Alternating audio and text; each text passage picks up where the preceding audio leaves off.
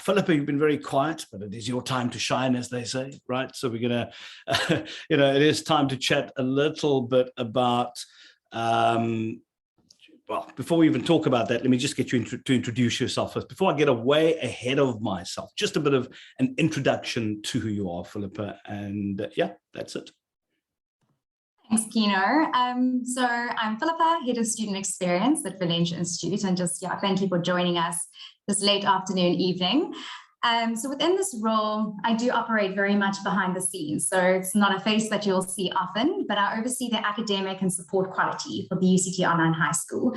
So it's involving kind of providing leadership and direction to our student success team, who we have our lovely support coaches joining us here today, and faculty teams.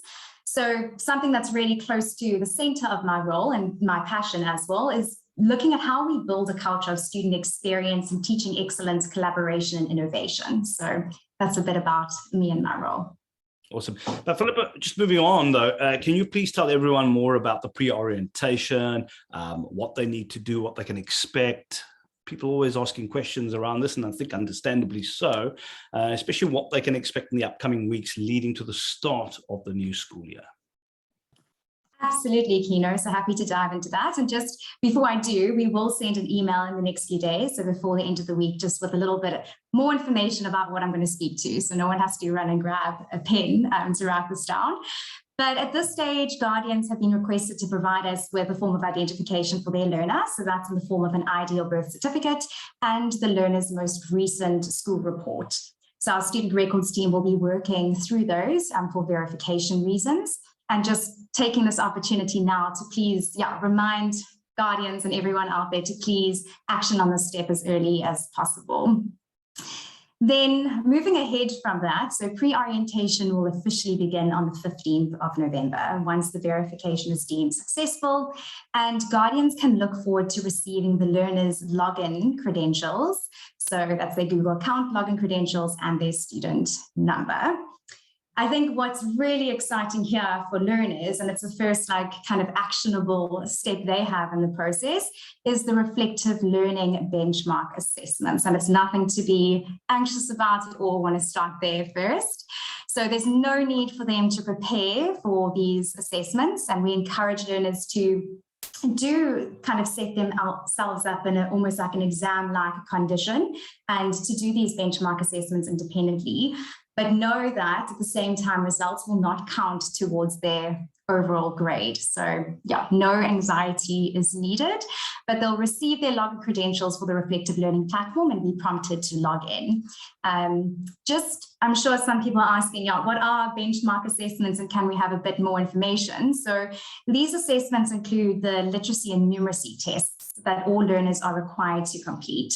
So we know that literacy and numeracy skills are those two foundational skills that are needed in order for learners to thrive academically. So it's really important that as teachers and support coaches, we have an understanding of what level your child is at, so that we know how to provide personalized support.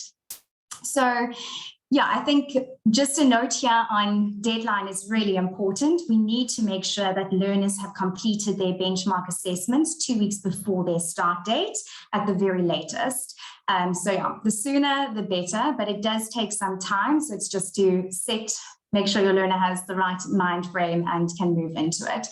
These benchmark assessments you can start and come back to, so that's also not a problem if they do a little bit and then come back to it later. But you might also ask, why do we need these benchmark assessment results? So we're going to use these to see, any learners that might require some level of remediation.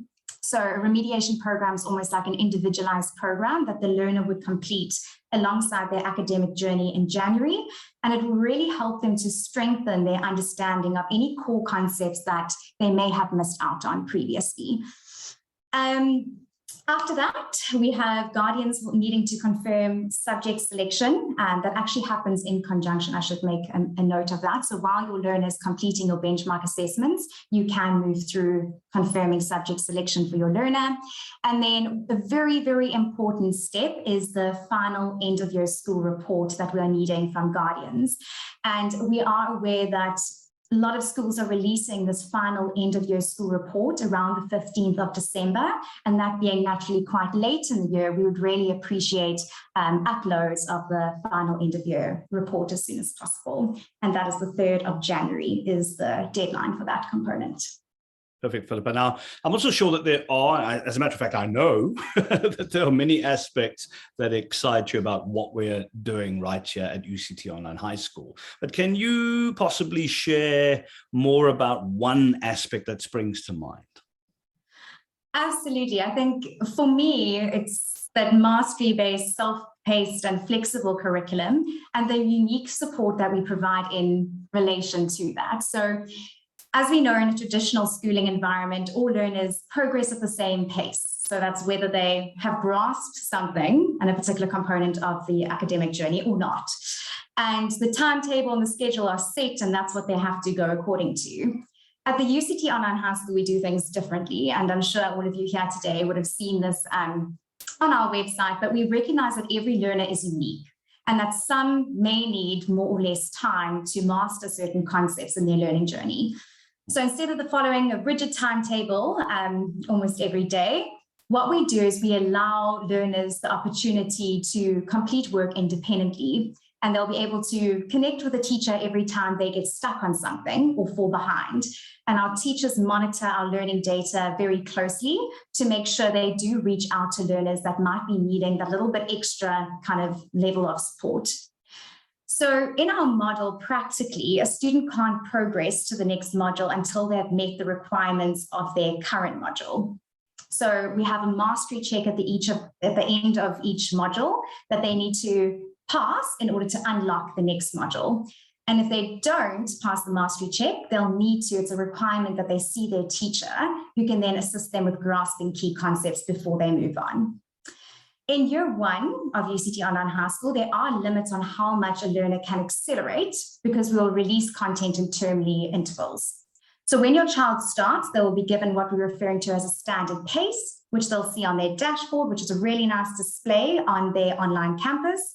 And for example, it would say 1 module per week per subject.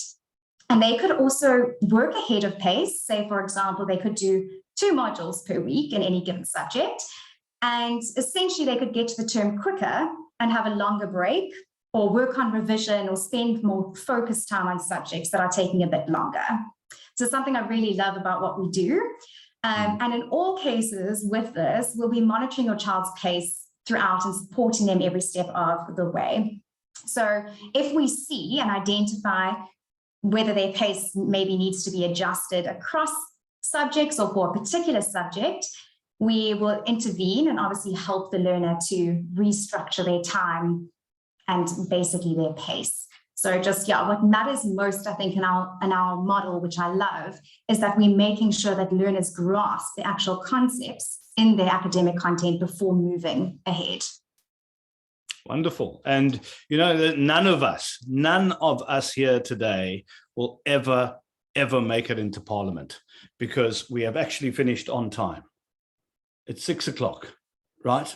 And I just want to thank the whole team. It's just phenomenal working with all of you. And once again, I'd like to welcome you to UCT Online High School.